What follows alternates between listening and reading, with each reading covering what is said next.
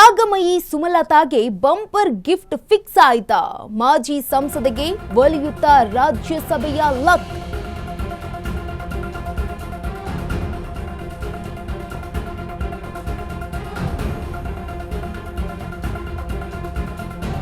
DKShi CM Vokkaliga ಕೋಟೆ ಭದ್ರಕ್ಕೆ ಈಗ ಕೇಸರಿ ಕಣ್ಣನ್ನ ಇಟ್ಟಿರುವಂತದ್ದು. ಎಚ್.ಡಿ. ದೇವೇಗೌಡ ನಿರ್ಧಾರದ ಮೇಲೆ ನಿಂತಿದೆ ಸುಮಲತಾ ಅವರ ಭವಿಷ್ಯ. ದೇವೇಗೌಡರು ರಾಜ್ಯಸಭೆಗೆ ಹೋಗದಿದ್ರೆ ಸುಮಲತಾ ಅವರು ರಾಜ್ಯಸಭೆಗೆ ಹೋಗುವಂತಹ ಪ್ರಶ್ನೆ ಈಗ. ದೇವೇಗೌಡರು ರಾಜ್ಯಸಭೆಗೆ ಹೋದ್ರೆ ಸುಮಲತಾಗೆ ಎಂಎಲ್ಸಿ ಸ್ಥಾನ ಸಿಗುವಂತದ್ದು ಗ್ಯಾರಂಟಿ. ರಾಜ್ಯಸಭಾ ಹಾಗೆ ಎಂಎಲ್ಸಿ ರೇಸ್ ನಲ್ಲಿ ಈಗ ಸುಮಲತಾ ಅಂಬರೀಶ್ ಅವರಿದ್ದಾರೆ. ಬಿಜೆಪಿಯ ವರಿಷ್ಠರ ಸಡನ್ ಮೂವ್ಮೆಂಟ್ ಹಿಂದಿದೆ ರಾಜಕೀಯ ಲೆಕ್ಕಾಚಾರ. ಮಾಜಿ ಸಂಸದೆ ಸುಮಲತಾರಿಂದ ಮಾಹಿತಿಯನ್ನ ಪಡೆದುಕೊಂಡಿದೆ ಹೈಕಮಾಂಡ್. ತ್ಯಾಗಮಯಿ ಸುಮಲತಾಗೆ ಬಂಪರ್ ಗಿಫ್ಟ್ ಸಿಗುತ್ತಾ ಕೇಂದ್ರದಿಂದ? ಮಾಜಿ ಸಂಸದೆಗೆ ಒಲಿಯುತ್ತಾ ರಾಜ್ಯಸಭೆಯ ಲಕ್ ಅನ್ನುವಂತಹ ಪ್ರಶ್ನೆ ಇದೀಗ. ಡಿಸಿಎಂ ಡಿಕೆ ಶಿವಕುಮಾರ್ ಅವರು ಈಗ ಸಿಎಂ ಆಗ್ತಾ ಇದ್ದಾರೆ. ಒಕ್ಕಲಿಗ ಭದ್ರಕೋಟೆಯ ಮೇಲೆ ಈಗ ಕಣ್ಣಿಟ್ಟಿರುವಂತದ್ದು ಬಿಜೆಪಿ. ಎಚ್.ಡಿ. ದೇವೇಗೌಡರ ಅವರ ನಿರ್ಧಾರದ ಮೇಲೆ ಈಗ ನಿಂತಿದೆ ಸುಮಲತಾ ಅವರ ಭವಿಷ್ಯ. ದೇವೇಗೌಡರು ರಾಜ್ಯಸಭೆಗೆ ಹೋಗದಿದ್ರೆ ಆಗ ಸುಮಲತಾ ಅವರಿಗೆ ರಾಜ್ಯಸಭೆ ಟಿಕೆಟ್ ಸಿಗುತ್ತೆ ಅಂತ ಹೇಳಲಾಗ್ತಾ ಇದೆ. ದೇವೇಗೌಡರು ರಾಜ್ಯಸಭೆಗೆ ಹೋದ್ರೆ ಸುಮಲತಾ ಅವರಿಗೆ ಎಂಎಲ್ಸಿ ಸ್ಥಾನ ಸಿಗುತ್ತೆ.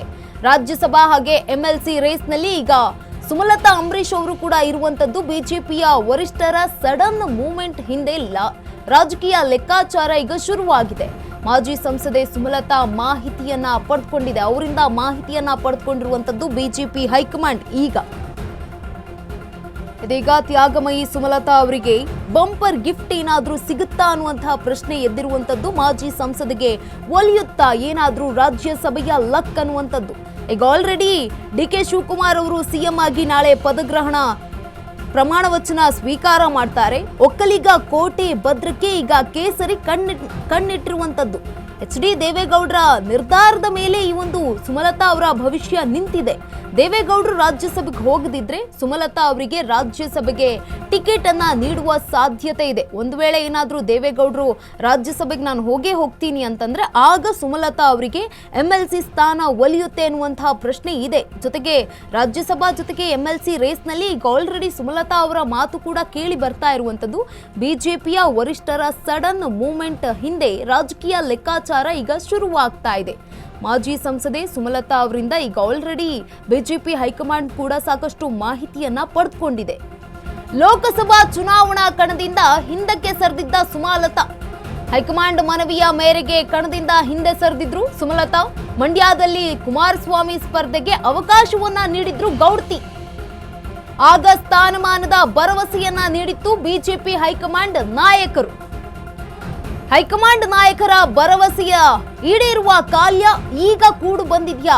ಸುಮಲತಾ ಅಂಬರೀಶ್ ಬಗ್ಗೆ ಮಾಹಿತಿಯನ್ನ ಪಡೆದುಕೊಂಡ ಬಿಜೆಪಿಯ ವರಿಷ್ಠರು ಬೆಂಗಳೂರಿಗೆ ಬಂದಿದ್ದಾಗ ಸುಮಲತಾ ಅವರನ್ನ ಕರೆಸಿ ಮಾತನಾಡಿದ್ದಾರೆ ನಿತಿನ್ ನಬೀನ್ ಭೇಟಿಯ ಬಳಿಕ ಸುಮಲತಾ ಮಾಹಿತಿ ಪಡೆದುಕೊಂಡ ಹೈಕಮಾಂಡ್. ಲೋಕಸಭಾ ಚುನಾವಣಾ ಕಣದಿಂದ ಹಿಂದಕ್ಕೆ ಸರಿದಿದ್ರು ಸುಮಲತಾ ಅವರು. ಗೌಡ ವರ್ಸಸ್ ಗೌಡ್ತಿ ಅನ್ನುವಂತಹ ಲೆಕ್ಕಾಚಾರ ಈಗ ಶುರುವಾಗ್ತಾ ಇದೆ ರಾಜಕಾರಣದಲ್ಲಿ. ಡಿಕೆ ಶಿವಕುಮಾರ್ ಅವರು ಈಗ ಒಕ್ಕಲಿಗ ಕೋಟೆಯನ್ನ ಇನ್ನಷ್ಟು ಭದ್ರ ಮಾಡಿಕೊಳ್ಳುವ ಲೆಕ್ಕಾಚಾರ ಹಾಕ್ತಾ ಇರುವಂತದ್ದು ಬಿಜೆಪಿ. 2023ರ ವಿಧಾನಸಭಾ ಚುನಾವಣೆಯಲ್ಲಿ ಒಕ್ಕಲಿಗ ಕೋಟೆಯನ್ನ ಭೇದಿಸಿದ್ರು.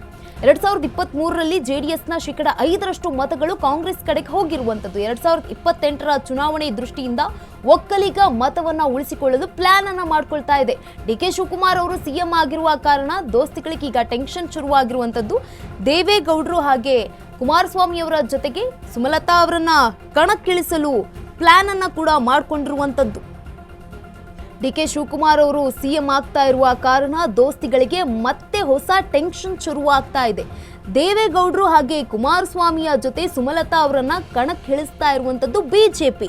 ಡಿಕೆಶಿಯ ಆರ್ಭಟ ಹಿಮ್ಮೆಟ್ಟಿಸೋದಕ್ಕೆ ಈಗ ಸುಮಲತಾ ಅವರನ್ನ ದಾಳವಾಗಿ ಪ್ರಯೋಗ ಮಾಡ್ತಾ ಇದೆ ಬಿಜೆಪಿ ಪಾರ್ಟಿ. ಮಂಡ್ಯದಲ್ಲಿ 7 ವಿಧಾನಸಭಾ ಕ್ಷೇತ್ರಗಳ ಪೈಕಿ 6 ಸ್ಥಾನ ಗೆದ್ದಿರುವುದು ಕಾಂಗ್ರೆಸ್ ಪಕ್ಷ. 2028ರ ಎಲೆಕ್ಷನ್ನಲ್ಲಿ ವಿಧಾನಸಭಾ ಎಲೆಕ್ಷನ್ನಲ್ಲಿ ಇದೀಗ ಗೌಡ ವರ್ಸಸ್ ಗೌಡ್ತಿ ಎನ್ನುವಂತಹ ಲೆಕ್ಕಾಚಾರ ಶುರುವಾಗ್ತಾ ಇರುವಂತದ್ದು.